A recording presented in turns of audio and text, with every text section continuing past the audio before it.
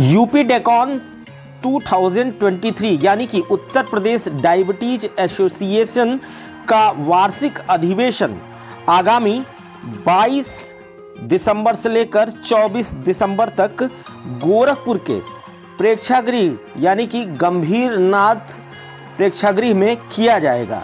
इसमें सबसे अच्छी बात ये होगी कि एक ही छत के नीचे अंतर्राष्ट्रीय स्तर के डॉक्टर मौजूद रहेंगे जो मधुमेह यानी कि डायबिटीज़ के बारे में पूरी जानकारी देंगे। और सबसे बड़ी बात कि 24 तारीख को 3 बजे से लेकर 5 बजे तक जनता से सीधा संवाद किया जाएगा इस कार्यक्रम में, ताकि मधुमेह के बारे में हर प्रकार की भ्रांति को दूर किया जा सके। इस बात की जानकारी मीडिया कर्मियों को वहां पर मौजूद organising chairman doctor Alok Kumar Gupta और यूपी डेकॉन के मीडिया प्रभारी डॉक्टर आरपी त्रिपाठी ने दी।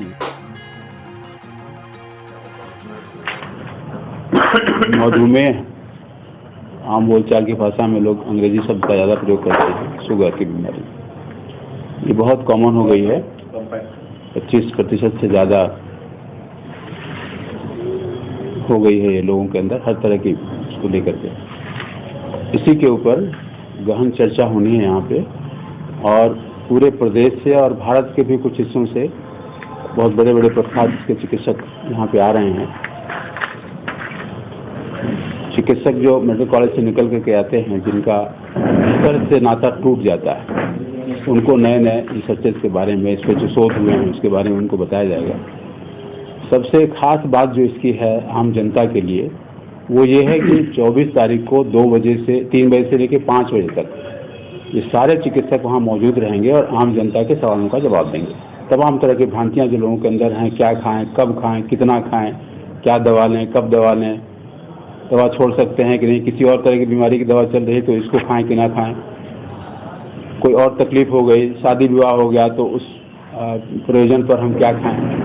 तो तमाम तरह की बातें लोगों के दिमाग में रहती हैं, उस सब का जवाब वहाँ पे मिल जाएगा।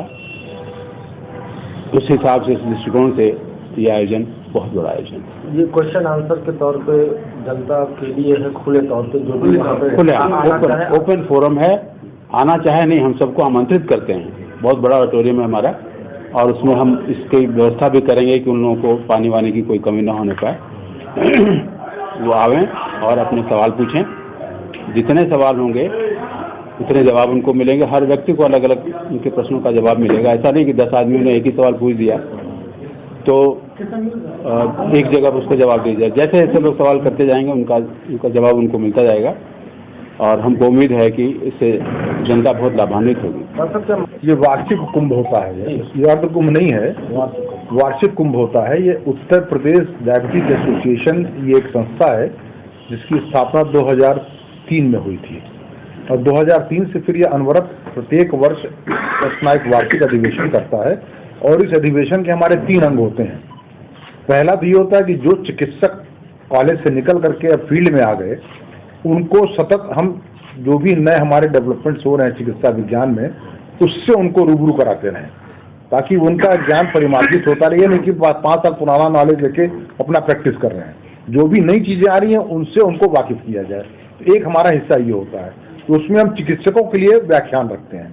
दूसरा हिस्सा ये होता है कि चिकित्सक जो भी जान रहा है उसको रोगी तक, जनता तक कैसे पहुंचाए, दूसरा हिस्सा ये होता है। तो उसमें हमारे जो रोगी हैं, जो आम जन है, उसके अंदर भी जो तमाम भ्रांतियां हैं, जो रूढ़ियां हैं, जो उसकी अपने जो 5 मिनट के डॉक्टर के चैम्बर में जो बातें नहीं कर पाता, हम उसको भी कुछ समझा पाएं।